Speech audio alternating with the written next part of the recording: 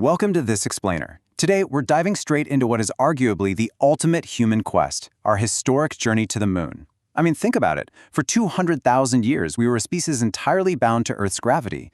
And then, we pulled off the absolute mathematical and engineering miracle required to actually leave our home planet. It's just wild.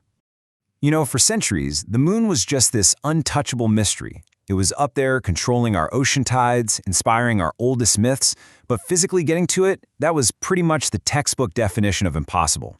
It was just this beautiful, unreachable light in the dark sky that drove a really deep, persistent curiosity across generations and civilizations. But shifting from that ancient, starry-eyed wonder to actual boots-on-the-ground exploration, that didn't happen overnight. It took the birth of modern astrophysics, rocketry, and orbital mechanics to move us from simply staring at the stars to doing the incredibly complex math needed to actually visit them. Scientists really committed themselves to studying the harsh realities of space, and through that relentless grit, they engineered completely unprecedented ways to travel beyond our atmosphere. All right, let's get into the specifics. The Apollo program begins. So, picture the 1960s. The United States officially kicks off the Apollo program to tackle this massive challenge. And this didn't happen in a vacuum, right? It was heavily driven by the intense geopolitical pressure of the Cold War, and of course, President John F. Kennedy's audacious mandate to land a man on the moon before the decade was out. That goal took a vague, philosophical dream and turned it into a highly structured, heavily funded, and fiercely focused national mission. Now, preparing for history's greatest journey meant overcoming some truly unprecedented hurdles. I mean, engineers had to invent entirely new computing architectures from scratch. They had to design heat shields that could literally survive the violent, fiery friction of coming back into the atmosphere. And those spacesuits, they were essentially fully functioning, wearable spacecrafts. Every single experiment they ran, and honestly, every catastrophic failure they learned from, was an absolutely crucial stepping stone. Which brings us to the main event, the launch of Apollo 11.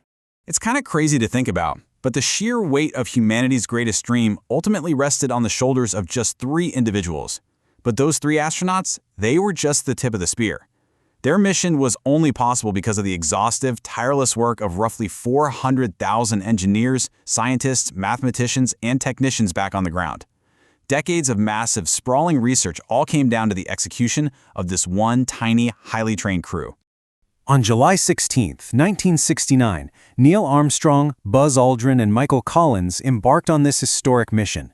To even get off the Earth, they strapped themselves to the top of a Saturn V rocket. This was a towering, meticulously engineered machine, putting out 7.5 million pounds of thrust. Imagine that!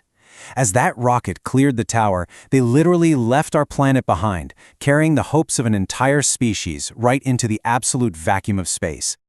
Now, the journey to the moon wasn't instantaneous. We're talking about a tense, 240,000-mile trip through the pitch blackness of space. It took 4 full days of remarkably precise navigation and constant check-ins with mission control before they finally hit lunar orbit on July 20th. It was this intense, multi-day test of endurance just to arrive at their celestial destination. Okay, here we go. Landing on the surface. Actually arriving at the moon required a really critical, high-stakes division of labor. Armstrong and Aldrin took the lunar module down toward the surface, which meant leaving Michael Collins completely alone in the command module. As Collins orbited the dark side of the moon, totally cut off from all radio contact with Earth, he became the most isolated human in history. No way around it. But his lonely vigil was absolutely essential to make sure his crewmates actually had a functional ride home. And then, with a single step out of that lunar module, Neil Armstrong made history as the very first person to walk on the moon. In that one singular moment, the moon instantly transformed from just a celestial object we looked at through telescopes into a physical world, permanently marked by a human footprint. It's just incredible. Meanwhile, back on Earth, an estimated 600 million people tuned in to watch. Just to put that into perspective, that was roughly a fifth of the world's entire population at the time. For those few hours, international borders essentially just dissolved. People weren't experiencing this as citizens of specific nations. Millions of us shared this profound, real-time moment of collective human triumph. And they didn't just plant a flag, take a stroll, and leave. They immediately turned the lunar surface into a rigorous scientific lab. They deployed seismic experiments to study moonquakes, they captured solar wind particles, and they gathered critical geological samples that would go on to fundamentally change our whole understanding of how the solar system formed. Only after knocking out these crucial scientific steps did they begin their really perilous trip back to Earth. So let's talk about the big picture, a lasting human legacy. The Apollo 11 mission didn't just win a mid-century space race, it completely redefined the fundamental limits of human potential. It proved without a doubt that our species was no longer permanently confined to Earth. It permanently expanded our literal and imaginative horizons in a way that had literally never been done before in all of human history, a total game changer. The ultimate lesson of the Apollo 11 journey really comes down to three foundational pillars: courage, science, and teamwork.